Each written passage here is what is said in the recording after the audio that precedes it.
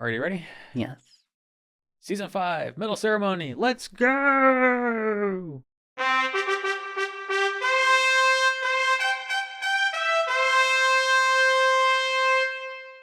Alrighty. Hey, everybody. I'm Philip. And I'm Justin. And together we are Pajamas.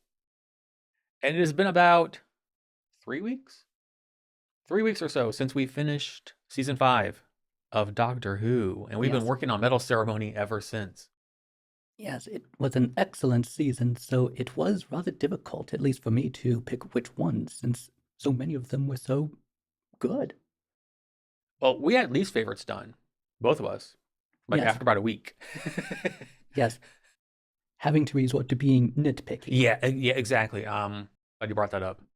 There's nothing necessarily wrong with the episode as a whole. It's only something like this scene or that scene. Maybe it could have done Yeah, without it, or yeah. maybe it needed something. It was lacking. I don't think there was any episodes I outright hated, but yeah, I just had to like, as I've said in previous Medal Ceremonies, if we were to rank them like 1 to 13, 11, 12, 13 would be the bottom ones. So that's kind of how it goes. But I had a tough time with the favorites. We are finally here. We're doing it. If you're new to Medal Ceremony, what that is we go through season 5 or season of Doctor Who, and we rank our least favorites and favorites, bronze, silver, and gold, respectively. Also, a cool thing about Medal Ceremony is we don't tell each other what we have chosen. So when we give our choices, it is new to the other person. So it makes it more fun. All right, and the episodes we have to choose from for this season are 1, The 11th Hour, 2, The Beast Below, 3, Victory of the Daleks, 4, The Time of Angels, 5, Flesh and Stone, 6, The Vampires of Venice, 7, Amy's Choice, 8, The Hungry Earth, 9, Cold Blood, 10, Vincent and the Doctor, 11, The Lodger, 12, The Pandorica Opens, and 13, The Big Bang. We do not include the Christmas special in the season. Sorry. It's kind of the rule we started in the very beginning. We hold to it. We don't count any of the specials with Medal Ceremony. All right, this has been a little over 3 weeks coming, so ready to get to it? Yes. All right, let's start with our least favorites. Least favorites. Also, something I'd like to mention that's funny is Justin is more old school, I'm more new school, but every Medal Ceremony, I'm with the pad and the paper and pen, and you have the phone. So it's like we're opposite for one video. I think it's cute. Just like you. I'm cuter. Well, yeah. I don't want to date the pen, paper, and phone. I'm not exactly sure how that would even work. Exactly. All right. So, as always, beauty before age. So Justin goes first. In least favorites, what was your bronze? Well, it was the lodger. Really? Yes, Why? because I thought that, well, people randomly going into somebody's house, Oh, okay. Okay, we're nitpicking I stuff, yeah. I thought that maybe they could have come up with a better motivation or method of luring people to the house than simply a cry for help. Yeah, okay. I see what you're saying. It seems like it's too, well, yes, it's Doctor Who, so there's going to be that element of random convenience, Yeah, of course. but it seems a little too assuming that Hmm. simply anybody would simply walk into someone's house crying for help instead of going to get someone who can help and come back. Okay, that's fair, yeah. I can see that now. That's my pet for that. And what is yours? Mine is The Beast Below, Hmm. episode 2. Um, no real rhyme or reason for it. Just I like the star whale idea, and I there were parts of it I liked. It just I didn't think that the show was really running on full. Like this felt like a roller coaster, like going up like when you start a roller coaster, you go up slowly. And just in the beginning, it was just kind of uh, like I wasn't feeling the doctor or Matt Smith as a doctor yet. I wasn't feeling Amy as the companion yet. And I don't know. It just felt off. I know this is like I can't like you picked one thing for the Lodger, but this one is just like I can't nail it down to one thing. It was just kind of like overall, like when I was listing them in my head, my last three were like when I finally got to it, like those were my last three. No rhyme or reason for it. Just I don't know. It didn't do it for me as as well as other episodes did, I guess. So if it were a play, this episode would be like a scene that is the transition from the beginning to the middle of the play. That it serves only as a transition, not as something that's actually extremely important to the overall plot. It's fine, but I think that's just what it comes down. It's just fine. And in this season, fine just happens to be so like least favorite. It's fine. It's fine. Not wow. It's not great. It's just fine. Yeah. I know. All right, let's go on to Silver for least favorite. Silver. What do you got? Flesh and Stone. Okay. Okay. Huh. Why? Well, there are actually three things that I had a problem with. Okay. One is that the ending of Amy all of a sudden having these feelings for the Doctor, it seemed it was too rushed. That it seemed like it was out of nowhere. There was no development of her attractions. They were never addressed previously before this happened. Yeah, the only time they even touched upon them was when the Doctor was changing in episode 1. And Rora's like, "Are you going to look away?" She's like, "Nope." Let me pose this question to you, though.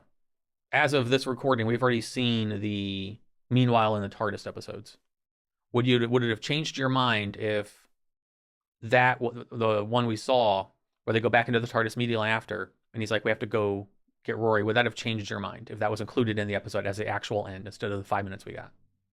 Oh, the part when the TARDIS then reveals that actually, yes, he has had other companions. Yes, yeah. And actually, yes, that's another reason why I didn't like it very much, is that it didn't include those things. If it had included those things, then it would have been a much better episode. It would have made much more sense, and let's face it, it's something that, well, eventually the show did address. It's something that was indeed on our minds, not only yours but mine. And well, yes, the show finally had that special. If it were to have referenced back to that in some sort of way, take that and include it in this episode, or have it be in one of the other episodes in between, it would have made this progression much more. It would have made more sense. Okay, fair enough to me. All right. Well, that, and there's also the running and stopping that she had, and somehow she's not tripping or bumping into anything. Somehow she has the echolocation of a bat. There you go. It would have seemed, well, yes, the randomness of the series, that we have the random humor. It's a little too convenient. Okay. That all of a sudden she developed echolocation.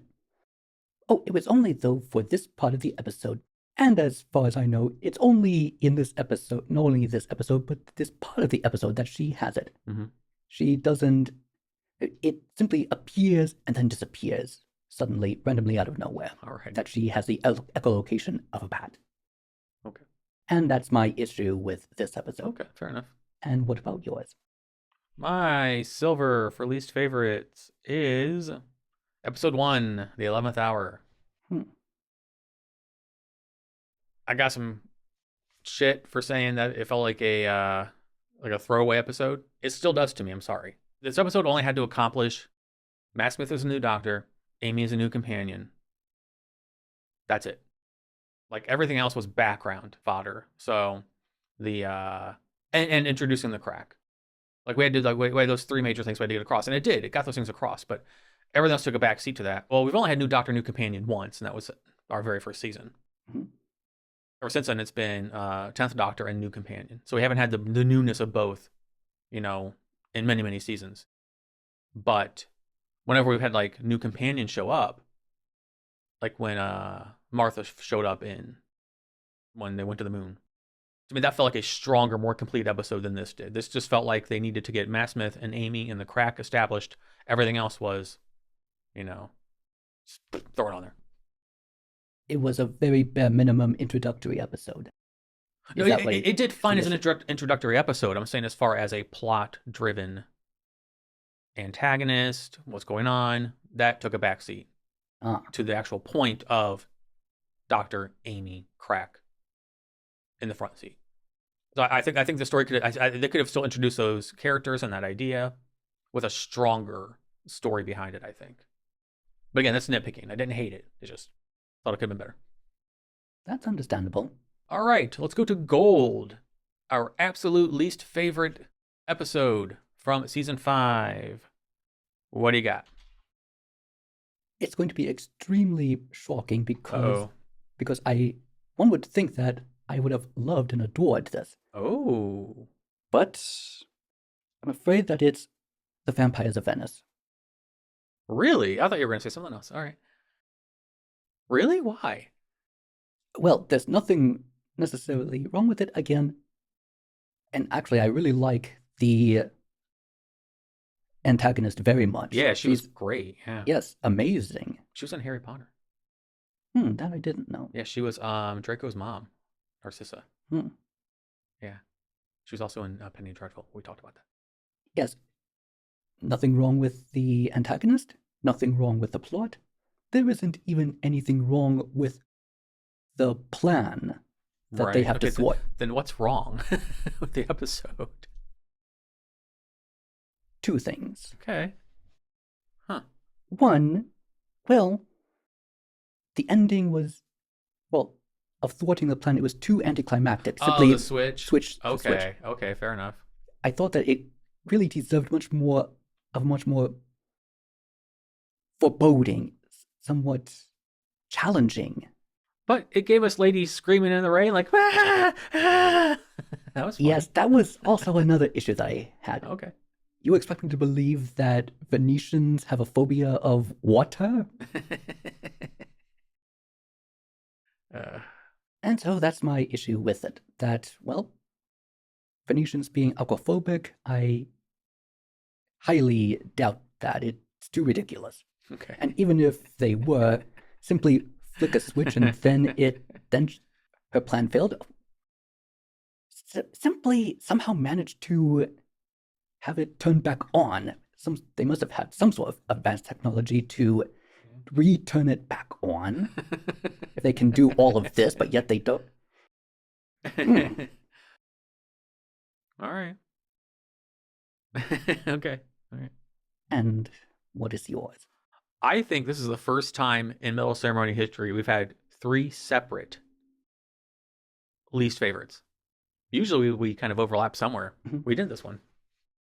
Because I thought you were going to say what my least favorite episode of the entire season was, and that is episode 3, Victory of the Daleks. And what is wrong with that? You're glaring at me. Just because it has a Dalek in it does not mean it's good. Yes, I know. No, I just thought that the setting was cool. I'm not the biggest fan of how they went up. It just seems like the most like toothless episode. As far as like, I think everyone deserved better. I think I said during the review, I think the time period deserved better. I think Amy and the Doctor deserved better. As far as story, the Daleks deserved much better. The whole point of the story was to give us the upgraded Daleks. But I don't necessarily like the way they look. Like they're almost too big now. And I know it's a lame nitpick. I know it is. And the rainbow idea is cool, but it feels more like to sell Happy Meals than it does for the show, the benefit of the show. My biggest issue with this episode, and why this was the first one we were doing the list. This is the first one I had. Like I knew going in that this was like gold for least favorite. I knew that. My biggest issue is the Daleks tricked the Doctor into giving, the confirmation of who he was so that they could make the new Daleks. Mm-hmm. So then, the inferior Daleks could create the new race. That should have been a bigger deal. The Doctor created an upgraded version, a better, more powerful version of his greatest enemy. That should have been more like weighty. That should have been just like the Doctor should have been just torn. It didn't feel like it. He was like making jokes with a little, and just I think that moment and what the Daleks did should have more gravitas to it. It shouldn't have been as funny. Like, it's one thing I will say about like Ninth or 10th Doctor. If they created their new upgraded versions of their greatest enemy, I'm not blaming Matt Smith. I'm just blaming the writing.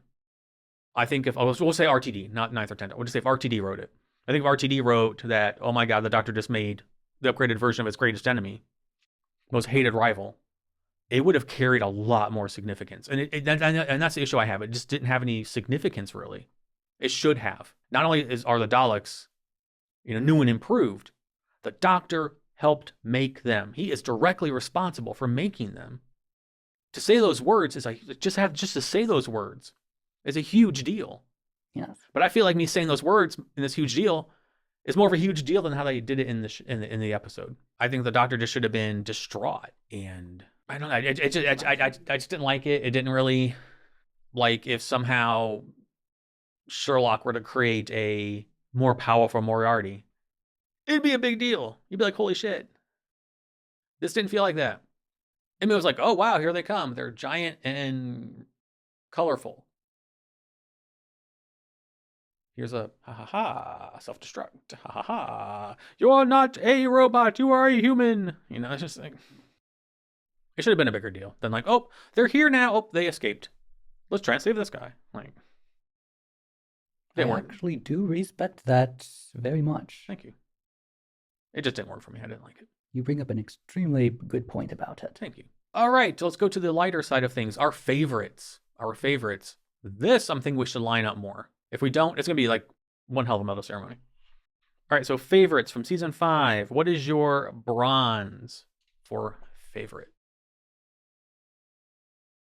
That would be The Time of Angels. Okay. I really liked the concept of thought coming into reality. Okay. Much like Plato's realm of forms, that it's the real. And we also do get that suspense that's actually a very difficult adversary. One that is in your head and is projecting out to get you. I really like that. It's that excellent sci-fi horror thing that the angels themselves give to the episodes that they're in. Right. I don't know. I kind of 180'd on my opinion of that a little bit, because during it I was like, the angels move, and I like that. I like what he said, like when it went to Amy's mind and could go in that one. You saw the angel in her eye. That was really cool. But I think that making the angel, like, one could argue that the angels moving was audience perspective, not character perspective. So they're still not looking, but the angels are moving while they're not looking. So maybe it was our perspective, but to show that, I thought it was cool at first. And then they're snapping people's necks. I think the angels being still and you can't look away, even I just be from the character's point of view. And then if they touch you, they steal your future and displace you in time, to me is much more terrifying than like these moving things that will just snap your neck. It just felt very like horror villain rather than like metaphysical terror. There's a few episodes that were on the cusp. That was one of them. But at the end of the day, I was like, I look back now and I kind of changed my opinion on what they did with the angels. I don't like it as much. But that part, yes, I liked a lot. And what was yours? My bronze for favorites is The Big Bang, episode 13. This was a 3-way tie between 2 other episodes. I chose this one, though, because it was just a culmination of season 5. We had the crack, we had the Pandarica, we had everything going on with Amy and Rory. The 2-parter was cool, but I just thought that The Big Bang did such a good job of bringing everything full circle. Amy being the one inside the Pandarka at first. Well, them trapping the doctor and then putting Amy in there and then going to the future. And like they did the future past thing, like future, present, past thing. They did that so well. And like I would have liked for Rory to come back in a little different way, but I was fine with it. Obviously, it's on my favorites. I think it did a good job of bringing all the little pieces we had from the season, and part one did as well. The Pandarka Opens did as well, but I think the last one was better, just because it tied the bow on the idea. Not only is the crack closed for now, but whatever did it, whatever controlled the TARDIS, whatever did all that stuff, is still there. Yes. Yeah. So that just to leave on that little cliffhanger, very cool. So that's why it is my bronze. All right, Silver, second place. For favorites, what do you got? For that, I have Amy's Choice. Okay. Because of the Dream Lord as a character, he's like the Doctor's, to use Jungian psychology, his charlatan, for you to be your own worst enemy. Right. That I see as something very profound, and I really actually liked what the Dream Lord gave to the episode. He was an excellent character. I actually would like to see him in a future episode sometime. Me too. Yeah.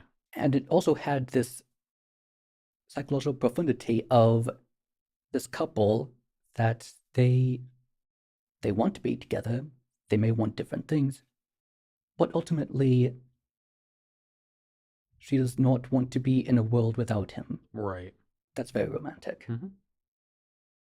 And it's basically why I chose that one. And what was yours? My Silver is Vincent and the Doctor. I like what else could I say? It was Vincent. I'm gonna say I'm American, so yes, just Vincent Van Gogh. If I try and say it correctly, I'll get it wrong. So be nice to me. It was one of the stronger historical pieces we've had in the entire season that we've seen so far, or series that we've seen so far. Just to have Vincent and to go to this time and really like not romanticize him, really just show him as this tortured, kind of psychotic, unstable person, and to show a vulnerability, like when they're gonna leave, and he's just like, I'm gonna be alone again, and he's crying, he's so upset. And the idea that we'll bring him to the future and we'll show him how important he was. And that scene was so good. Like, I had tears in my eyes during that scene. It was so good. And then the idea that they take him back and Amy's like, let's go now. We'll see so many more paintings. Yay. And they go back and no. Because as we talked about in the episode, there's no fix for that kind of thing, especially in his time when it wasn't as understood. Hell, it's only really become understood and respected recently in like the last few decades on the level it is.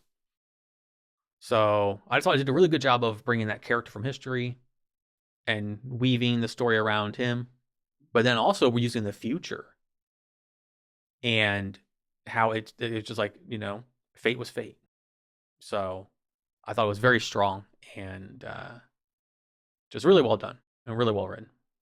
I really liked that episode in that it maintains its realisticness, that there is no quick fix to that kind of thing. Right. That is mine. All right, here we go. The creme de la creme, gold for favorites. What is your favorite episode from season 5? That would definitely be, without a doubt, The Big Bang. Oh, okay. Wow. Okay. Huh. Okay. Well, the reason why is because, it has everything that it can have that a Doctor Who season can offer in one episode. Time travel. It's also a history episode. And there's also problem solving, shocking profundity. All of this back and forth that was going on. Yeah. And of course, I also liked that mysteriousness of, all right, the issue with the crack is taken care of for now, but there's still that element of mystery that is still out there leading to the next season. Right. so it doesn't try to exhaust everything. Yeah. Okay. Yeah. All the loose ends weren't tied up, which we talked about during that episode. We both liked. So yeah. And well, of course, yes, I know that it seems. Am I doing this on purpose? No. It simply happens to be the case that one of my top threes is always going to be an episode with a Dalek in it. I'm not doing it on purpose. It simply happens that way. Because I swore you were gonna pick Victory of the Daleks for gold, and I was just gonna be like, "Are you serious?" Like, I would respect your choice, but I'd be like, "Explain yourself, sir." Well, yes, that is one episode that I, yes, indeed, thought was good, but also thought that it could have had more gravitas than it actually did. That So, I agree with. I thought it was cool for the two-parter, just having like all the villains working together against the Doctor. That was neat for it all to come to a head in episode 13. Yeah. Yes, it was difficult. I was constantly going back and forth with 12, 13, 12, 13. And I eventually chose 13 because, well, it put everything together because it had more of the time travel in it than 12, even though I really liked this Council of Doom thing that they had in 12. Yeah. Okay. Showing that, yes, indeed, if it takes all of those beings to simply go after this one being, it shows that actually, yes, this person really is probably the most dangerous being in the universe. Yeah. And so they actually, to an extent, may have a case of concealing this Doctor into this Pandorica. Mm-hmm. And what is yours? My favorite episode of season 5. All right, my gold for this season is Amy's Choice. Number 7. This was just like Victory of the Daleks was my absolute least favorite of the season. Amy's Choice. When we watched it, in my head, I was like, okay, season beat this. Now, Vincent came close. That was good. But Amy's Choice was like, we've seen historical ones before where they go back and they do, then they do something, whether it's the Queen or it's Mano de Pompadour or, whoever. We've seen that before. And I'm not saying that's a negative. I'm just saying, like, we've seen that template. We've never seen the Dream Lord before. It's kind of like Blink or the episode where that one entity was like mimicking the Doctor. That lady was mimicking the Doctor, and like, it's just like certain episodes just gonna have this like uniqueness about them that they just stand out, and this did for this season. You nailed a lot of the points that I had, just from the Dream Lord being this really cool like antagonist. I said during the review, I've said for a while that Doctor Who needs to make new villains. I've been saying it for a while. And I also said in the episode that I see why they didn't do it. I could see both sides of it perfectly. Would have been cool if Dream Lord was a new recurring character like Q in Star Trek. Yes, but was him actually being the Doctor, like the bad psyche of the Doctor? Is that fine? Absolutely, because it was like the Philip episode. It's an episode in which the Doctor it's revealed that he is self-aware of these things. He simply doesn't like to admit it. I almost would rather have seen this episode with the 10th Doctor, because he was so fucking arrogant and so fucking cocky in a way that was so oft-putting that his portrayal wasn't fun to me. And it would have been fun for me to see him say these things about himself. Like, it was cool to have Matt Smith's Doctor say them, but I think it would have been much more powerful if a Doctor that I have been actively irritated with for 3 seasons finally showed a little bit of self-awareness and wasn't always like knight in shining armor, self-assured, always right, fingers on lips, just bossy person. This is still the same character by extension, obviously. It's a Doctor. So it's cool to know the Doctor as a character feels these things and sees these things, from the way he dresses to the hair to the quirks, all of it. It was neat.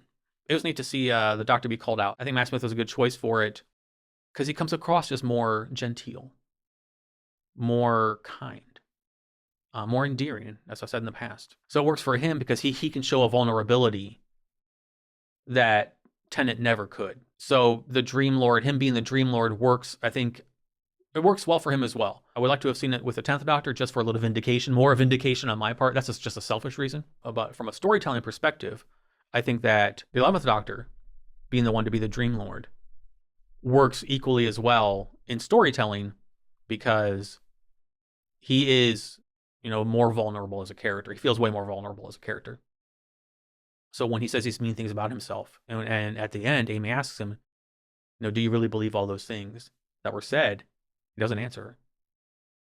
And it's not dismissive like Tennant was. Tennant would just not answer to just avoid the subject, which he's doing, but you can see it on Matt Smith's face. It's there. He just brings us a nice subtlety to the role of the Doctor that Tennant never did, in my opinion. And I think it takes more than being cute to make a good character. I appreciated that Dream Lord aspect. And as you said, Amy, it was called Amy's Choice. When this episode started, I said, uh-oh.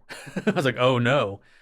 But also, as I said during that episode, this episode did like everything right. From how they handle the Doctor Dream Lord situation to Amy making that choice. It took losing Rory in one of the dream lands to make her finally see. Like she said, I honestly didn't know until then. I didn't know. But now I do. And it also shows that her love for him is much more mature than it would have at first seemed on the surface. Yeah. If she were able to go back and forth, oh, I'm in love with you. Oh, actually, no, I'm in love with you. That actually, there's actually substance to this love that she has for Rory. Yeah. And unfortunately, it took losing him for her to realize that, but the show dealt with it because 2 episodes before, Amy was trying to get all over the Doctor in a really way. It gave off the impression that she has a less mature notion of what romantic love is. No, she didn't know. She doesn't know. She doesn't know what she wants, and that's fine. Like, that's completely valid. You can not be sure. And to clarify, I never said that Amy was trying to romantically, like, unlike the Blonde Nightmare, who was like, pick me, pick me, pick me, pick me, pick me, oh doctor, oh doctor, oh doctor, oh doctor. With Amy, she very clearly said, I'm not thinking about long term. She just wanted to jump his bones. So I had some commenters get on me about that. She clearly said that it was like a one-night stand thing for her. It was a physical attraction thing. Just because a lady likes a guy doesn't mean it always has to be like romantic. Women can have urges too that just stop at sexual. Human beings. So I wasn't putting that on her at all. And I like that. In the next episode, we brought Rory along. In the next episode, we have her make this choice. It took 2 episodes. But in both episodes, we dealt with it. And this episode was like the apex of finally dealing with something that was bugging me because of the specter of Tennant and how he would treat his companions and how his companions would react to him. And I thought it was done in such a clever way that it felt organic. It felt genuine. It didn't feel forced. But most of all, I just like the psychology of the episode. From the Dream Lord and the tricks and the birds chirping, going like which is real, which is not, and then the subversion at the end when they were both dreams. And overall, it was a fantastic episode. The Dream Lord was a fantastic character. I'm still 50-50 on it. Like, I wish he'd come back and be a recurring character, but I get why. If he's a one-off, I get why. You can only have the Doctor show to be shitty to himself once in a while. Yeah, this was just like the absolute best episode this season for me. It was just wonderful. And it was after this episode that I had to make the mid-season video because it was just like from the editing and seeing 1, 2, 3 and seeing where I missed stuff and seeing how the season really, like, to me it apexed at Amy's Choice. I guess TL, DW, Amy's Choice would be my pick because I can't think of anything wrong with it because it was so strong, from writing to storytelling to acting to motivations to everything. It worked, and it worked really well. And it even makes the Doctor a much more real 3-dimensional character in that he is aware of, he acknowledges his vulnerabilities, that there are some things that he's not sure about. Mm-hmm. Instead of simply someone who sees nothing but invincibility. Yes. Yeah. So those are our choices. We can segue now to the overall thoughts. You bringing that up made me want to touch upon this idea that maybe that's why I didn't like Tenet so much, because he felt so two-dimensional as a character, so flat. Just like, I get like he was your childhood. If he was your first Doctor, you had 3 seasons with him, you adored him, he was cute, and you thought he was charming and affable and all that stuff. And with Matt Smith, as you said, stuff like this makes him feel more three-dimensional. It just makes him more of a well-rounded character. So you can go into every episode past this, into like Hungrier Earth and Cold Blood and Vincent and all of this stuff, knowing that the Doctor, this portrayal of the Doctor is just, I don't know, more vibrant to me. He's also more alien-like, that Yes. he doesn't blend in so much in a crowd of humans, that he's actually much more actually what the Doctor is supposed to be. An extraterrestrial being, someone who's like the fish out of water, the one that, this is not like the others, sort of thing. Yeah, I had a very long discussion with someone where they said they felt uncomfortable that just because the Doctor didn't really exude sexuality, that made him feel more alien-like. My issue with Tennant's Doctor was that not only was he, it wasn't just a sexual thing, it was how they used his sexuality. Why would a creature from Gallifrey just be so into human women? Why? You had Eccleston. Eccleston was like, I said before, he's like, hey, tree lady. You know, he would then he had Blonde Nightmare. He got a kiss from Captain Jack. He felt more like polysexual, just like, hey, you know, where Tennant's Doctor felt more heterosexual, like almost uncomfortably heterosexual. And if you are, that's fine for you, because it's heteronormative. It's 99% of media and advertising and all of it. It's constantly in our face. I'm not saying the Doctor has to be gay. That's not what I'm saying at all. I'm just saying that the Doctor felt so like straight man. He just felt it felt gross to me a lot of the times. And his interactions with everyone, like from Kylie Minogue on the Titanic. Like I have that one shot of him going after her. It's just like, ugh. Like it's just, ugh. He was just too much Dr. Bond all the time.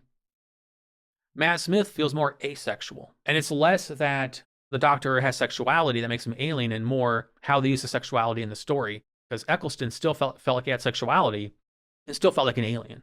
But in comparison, Tennant, like he wasn't like walking around with a schlong out being like, suck it, suck it, suck it. But he just felt like, in comparison to Tennant, yes, Matt Smith does feel more alien, because an alien on Earth would act foreign to the entire customs of Earth. Yes, the Doctor has visited Earth a bunch of times, but he's still not an Earthling. I do think that he is much more alien-like here, but things like sexuality, I didn't even come to my mind. What makes me see him more alien-like, well, it's the aspect of his quirkiness. Right. And of course, there is the fact that if he is so advanced beyond the evolutionary level of Earth, then yes, it would be very likely that he would be less emotional and more rational. Not the absence of emotions like he's some sort of robot, of course. Right, yeah. But that he would have, well, thousands, maybe millions of years, that people on Gallifrey would have known by now, this is this and that, that he would have been he would have a more rational approach. Yeah, and he does here. I talked with a couple people in comments and on Patreon where, you know, we have the end of episode 5. Imagine if that was Tennant. Like, I think back to when he got kissed from Pussy Galore in the desert episode that I can't think of the name of at the moment. And he was all like, I'm like, no, stop it. Whereas, you know, being gay men, we're looking at it objectively from this, you know, we get crumbs. We get little crumbs.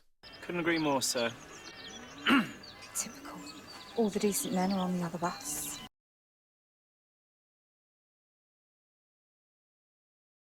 If that makes sense. I hope it does. I'm not trying to attack anyone or say you're wrong. I just think there's a lot of people growing up with this show projecting their childlike selves now as adults. into how they feel about it. And a lot of people are honest about it, and I appreciate that. Where they're like, hey, I watched this as a kid, and I feel this way because this is how I saw it when I was a child, but I get what you're saying. But I still have my own feelings because of this, because of how it was when I was a kid. Self-aware people are the best. I appreciate that. I know this might seem all over the place and kind of out of left field, but it just got me thinking about people who I don't like Matt Smith. Some people just, like we said, stopped watching after Tenet. And that baffles me. Like, why would you just watch for him? For me, especially because I'm coming from my own point of view, I think he's the weakest portrayal of a doctor so far. I dare the show to make somebody less doctor-like than him. Being cute is not enough to make you a good character in a show. It's not. And I think Matt Smith proves, like, when I first saw Matt Smith, I wasn't like, oh, he's so cute. He wasn't like an unattractive man. When you first saw Tenet, it was like, oh, hello, handsome. But over time, I think Matt Smith has proven that personality, or how you carry yourself, which is more diplomatic, more rational. He deals with things that happen directly. Amy comes on to him. He fixes it. Like, he's a problem solver. He doesn't get involved in the emotions things. Like when we were watching The Hungry Earth. In the first episode, when Amy was taken, he was visibly shaken. You know, he tried to, you know, sonic screwdriver the hole in the ground. He was like, you know, visibly moved. When he got up, figured it out. When the kid was taken, and the mom was like, well, who saw him last? And the doctor was like, I did. Like I said during that, he wasn't like, I promise you, we will get your son back. He was just like, we'll fix it. Rory, I need you on my side. You know, stupid Ambrose, I'll fix this. He was just very, very to the point, very like, this is how the doctor should be to me. I mean, if you don't think so, it's totally fine. If you think Tenet was the doctor, end all be all the doctor for you, totally cool. That's what opinions are for. It's perception. It's, you know, it is what it is. Ha.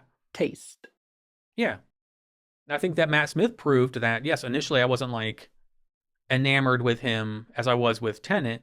Initially, let's look at it from just aesthetics. Matt Smith has shown that how you carry yourself, how you portray something, can be even sexier. Not just in physical attraction, just as a person. Like, something can be said for personality. I think the way Matt Smith plays the Doctor is infinitely more attractive than the way Tennant did. I like his quirky faces, or his obliviousness to things. Or when he gets upset, just how, like, whether it's funny upset like, Blue Boringers, or actually mad upset. What else have you got? River, tell me! It's weird. Like, he feels simultaneously more alien, but more, I won't say more human, because he's not more human, but more relatable, I guess. Yes. I don't relate to Tennant's Doctor. Even though of the two of us, I'm the more emotional, the more opinionated. And you're the calm, you know, laid back one. So I hate to say, I'm more Tennant, you're more Matt Smith. Sucks. But there you go. But I'm off on a tangent. I'm sorry. I just think that it's fascinating to me. Just all the comments I've read and all the back and forth we've had online with people about just the debate of Tennant versus Smith, and the fact that people did stop watching after season 4 is just so. I can understand most things in life. I don't understand that. I don't understand liking him so much that you just couldn't go on anymore. Because he was, the adjectives I would use to describe his character to me, his portrayal, would offend you. So I'm going to stop. But overall, season 5 started off. Season 5 was the first season that I had to make a video being like, hey, I don't agree with myself. Like, I've changed my mind before, like Donna, but I still stand by my initial thought. Well, I thought she was annoying at first. I was like, oh God, this is awful. Oh no. Then she grew to be just fucking wonderful. Here, by the time I got to episode 7, and as I was editing through, I was like, wrong. I was just wrong. I was just so wrong. Like, we read the situation with Amy and the Doctor wrong in episode 1. He wasn't kidnapping her. He was trying to make this, you know, childhood dream come to life still as an adult. But I was so wrapped up in Tenet. And obviously I probably still am, because I'm still fucking talking about him. I hope that he doesn't haunt your dreams. I've never had a Doctor Who dream. Hmm. Yeah, which is surprising actually. But no, I just either misread situations or just completely just didn't seem like in the Time of Angels, that awesome back and forth between River and the Doctor on the TARDIS. Like it was there, I saw it and I heard it, but it didn't have the impact on me that it did while I was editing it. By then we were at episode 7, going to 8, and like things had been resolved. I could see more clearly because the fog of Tennant had been lifted, and so I had to make the video being like, hey, you know, I don't agree with myself. So I think this season was really cool as far as like a viewer, like growing as a viewer. Am I glad to be out of the 10th Doctor era? Absolutely yes. Fuck yes. Fuck yes. Like I don't know if, like I heard that Stephen Moffat tried to get Tennant to stay on for this season. If he had, I don't know if I would have kept watching. And whatever, you know, religious thing you believe in. I was done. I was just done with Tennant. Absolutely done. Even though he went out was so, it was gross. It was gross. It did Matt Smith no favors. Let's just say that. But it went out in pure, arrogant, egocentrical 10th Doctor fashion. So yeah, this was just this is like a learning, growing season for me. It was very interesting, like as a viewer, as a reactor, you know, doing videos and stuff, just and editing this stuff back, just watching myself evolve. It was neat. And then from episode 7 on, just watching myself finally just enjoy the ride. Even if I wasn't wowed by Hunger Earth or Cold Blood. And I like The Lodger way more than you did. It was one of my for bronze, it was one of my 3 choices. I couldn't pick. And I finally picked Big Bang. It's nice to be out of the poison gas and just breathe the fresh air. But you know, it's nice. And I was there a lot sooner than I realized. And so this season was just a very, very eye-opening one for me. As, you know, as I said, as someone, as a watcher, as a viewer, as a growing Whovian, and a maturing one. You know, we all evolve as the show goes on, be it from a child to now an adult, or an adult to growing into older adult. What do I know? I'm just a fat, bald dude in his 40s with white hair and curmudgeonly viewpoints, and what do I know? Maybe Tennant is the best of all time, and I'm just being a dick and not giving him a fair chance, as somebody once told me. Don't worry, I still love you. Even if that were to be hypothetically correct. Lord, I have... who knows how much of this I'm going to leave in the final edit, but I went on a tangent of tangents, holy shit.